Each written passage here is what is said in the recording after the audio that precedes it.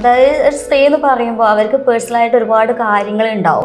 ഇപ്പോൾ മാരേജ് കഴിഞ്ഞ കുട്ടികളാണെങ്കിലും അവർക്ക് എന്താ വെച്ചാൽ ഒന്നില്ലെങ്കിൽ ഹസ്ബൻഡിൽ നിന്നുള്ള സപ്പോർട്ട് ഉണ്ടാവില്ല.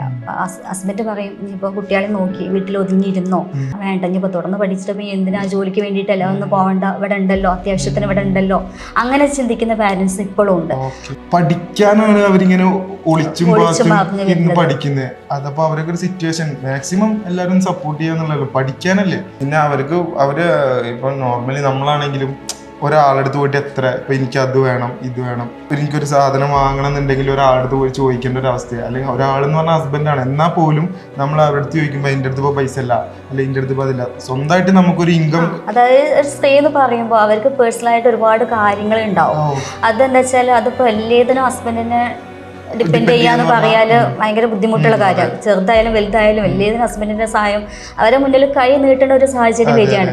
ചിലപ്പോൾ അവരെത്തുന്നുള്ള പ്രതികരണം വളരെ മോശമായിട്ടുള്ള പ്രതികരണം ഉണ്ടാവും. അങ്ങനെയൊക്കെ ഒരുപാട് സ്ത്രീകൾ അനുഭവിക്കുന്നുണ്ട് സമൂഹത്തിൽ. അപ്പൊ അവർക്ക് എന്തെങ്കിലും സ്വന്തം ഒരു ജോബ് ഉണ്ടെങ്കിൽ ചെറിയ ചെറിയ കാര്യത്തിന് വേണ്ടിയിട്ട് കോൺഫിഡൻസ് കിട്ടും. അതായത് എന്തൊന്നാലും ഒരു കുഴപ്പമില്ല, നേരിടാനുള്ള ഒരു ധൈര്യം കിട്ടും.